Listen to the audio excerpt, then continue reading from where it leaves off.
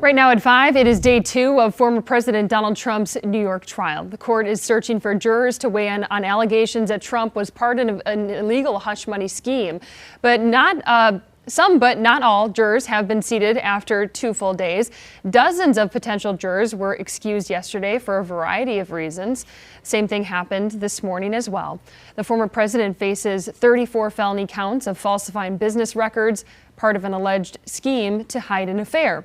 After arriving at court, Trump again lashed out at the judge and President Biden this morning. Take a listen. I was paying a lawyer and marked it down as a legal expense. Some accountant, I didn't know, marked it down as a legal expense. That's exactly what it was. And you get indicted over that? I should be right now in Pennsylvania, in Florida, in many other states, North Carolina, Georgia, campaigning.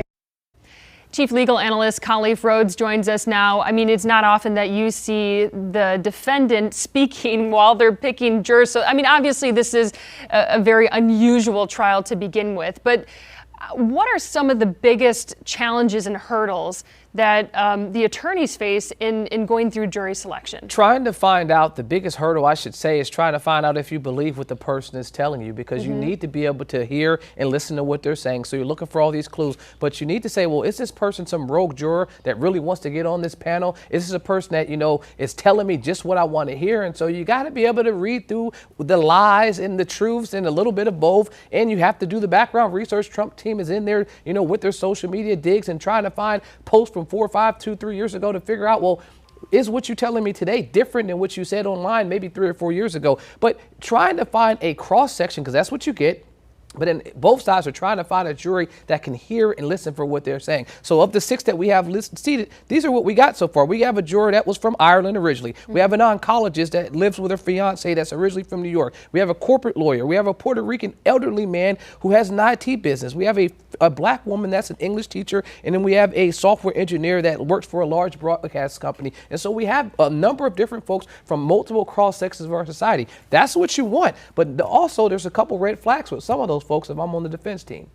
Do attorneys go through any sort of classes or training in how to read people? Because you mentioned you want to figure out if they're telling the truth or not, but some people are probably getting up there saying, I don't want to touch this court case with a 10-foot pole. I don't want any part of it. Well, you'll see those folks. And so to your first question, yes, 100%. I do homicide cases. And so I went to specialized training on how to pick a homicide jury. So in that context, you put folks in different boxes. And there's a way more type of training that they give you that says you're looking for killers. And so if I'm a defense attorney, I'm looking for folks that have no problem executing my client. And so I'm getting rid of killers immediately. Regardless, I'll never be able to rehabilitate or to cure a person that's a killer. If they come in thinking, hey, I'm okay with killing this individual, you know what? I got to get rid of them. And then I put other folks in a batch of, this is a person that can hear me, that can listen to me. This is a person that anytime I say something, they're just turned off by my voice. Well, I'm getting rid of them anyway, because you know what? I won't be able to allow them to hear the defense because I'm speaking. And then I'm breaking it down to a number of other things. Are they turned off by my client's race? Are they turned off by my race? All those types of things are taken into account. But at the very beginning, specifically in a homicide case, I'm trying to figure out if they're a killer, they're never going to be converted to be a non-killer. So it makes sense why social media is playing such a big role in this part of selecting a jury, because everyone puts their political beliefs online. So I'm sure they'll be able to find something. If I can quickly go there, the thing you got to say is that even if their beliefs are out there, the key point that we got to hit home is it's this day. Even if you had these beliefs in the past, can you get rid of it today during this trial? Can you set those aside? And if the judge is satisfied that you can set aside, even if you got crazy posts, you can get on the jury. All right, Khalif, thank you.